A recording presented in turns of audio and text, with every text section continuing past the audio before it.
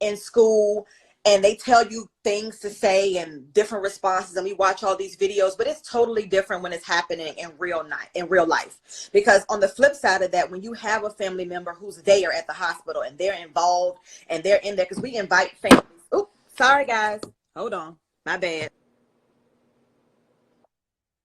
Okay, we got you. Oh, hold on. There we go.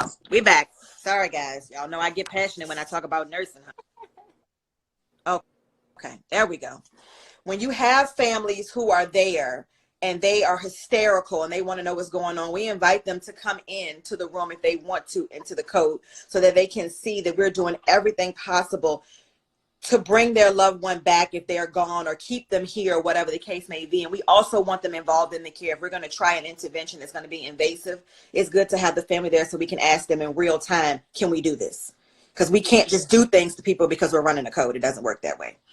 But basically I put myself in their shoes. What if this was my son, my daughter, my husband, my mother? How would I want somebody speaking to me? And that's how I handle it. I put myself in their shoes.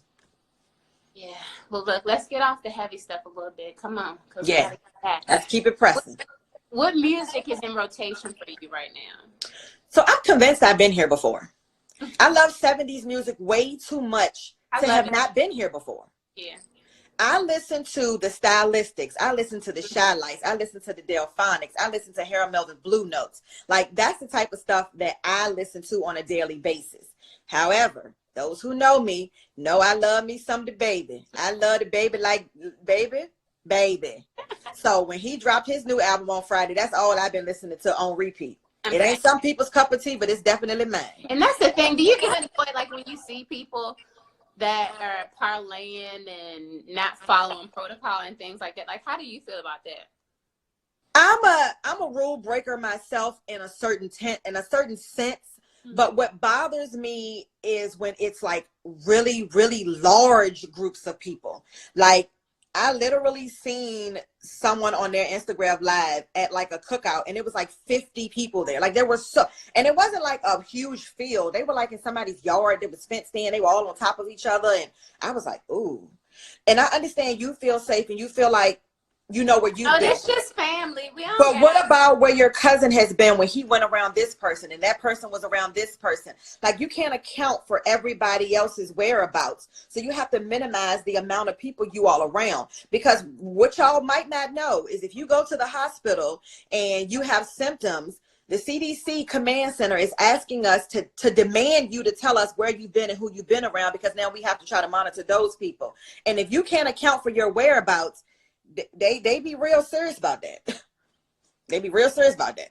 I don't have time. And I mean, we've kind of touched on a couple of the questions, like your biggest influence, your why, your motivating force. It just seems like the people you want to make an impact. That's always kind of been your dream. So if you weren't in this field, what field would you be in? Like, maybe your dreams as a child, or like the job that people think, oh, I can't do that, but it would be fun to do. I would be doing my theater. Like, I would have reverted back to that. I'm a whole show in itself. You know, I'm very charismatic. I'm very me. So theater came natural to me. Acting came natural to me. So if I had not have decided to go to nursing school and pursue this part of my dream, I would have went back to acting and truly done that. I mean, you can never know. After this COVID, you may need a break and go back to acting for a little bit, so you could be like the nurse. Right, I could play a nurse on the show. Yeah, Auntie Nurse. Everybody loves Auntie Nurse. Everybody loves that, okay? Now, we all have our social media handles in our business, and of course our page says whatever it says about us, but what would your friends and family say about you? My friends and family would say about me, well, the one thing they would say is they would not truly believe that I actually became a nurse. I talked about it, but they would be like, they would feel like that I'm so mean and aggressive. Like, how do I truly care for patients? I get it. Yeah, I get it.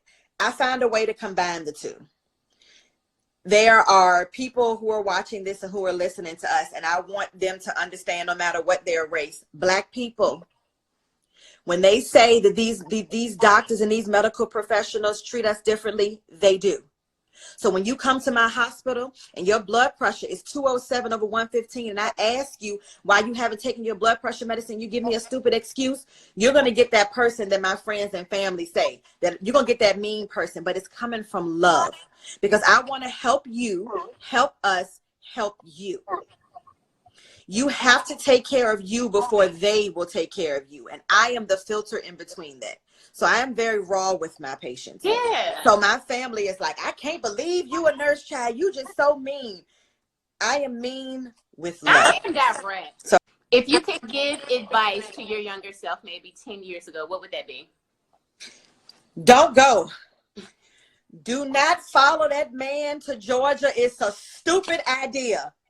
Ladies, when we are younger and we're in love and we want to be ride or die and we feel like it's the best thing to do, I was a fool. The reason I did not finish my acting journey and I ended up working at a bank is because I followed a man to Georgia because I thought it was the smart thing to do. Of course. So I would walk up to Jermise and be like, ma'am, miss, excuse me, hey, unpack that car and get out of here. That ain't where you need to be. You're not grown. You don't follow that man to Georgia. Get out of there. Get out of that car. That is what I would tell myself. That is the one thing that I felt like I should have done differently, is I should not have followed a man and helped him pursue his passion in that sense, because he was not for us. He was for him. Yeah. Had he been for us, it would have been differently, but that was not the case. He was for him. So I would have told me, don't do it, girl. Now, the last question, if you could give advice to other young women or people that want to be in this field, what would that be? To do it. I see a lot of people asking me, the program is hard and I have kids, and it's to do it. But you do need a strong support system to go through nursing school. It is extremely stressful. It really is. But it's not stressful enough that if you truly want to pursue this, you can do it. I would tell anybody any day, don't feel like you have to go through a bachelor's program to go straight to your BSN. If you have to get your ADN first, do that. Do that. If you, some young ladies went from CNA to LPN, then to RN. If that's your path, baby, that's your path. Don't let anybody try to tear you down and saying, oh, you should have went straight to RN. Some people can't do that.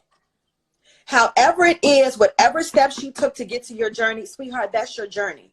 That is the path that God had for you. And even to the fellas who want to be nurses, being a nurse is not a female job. Being a nurse is a human job.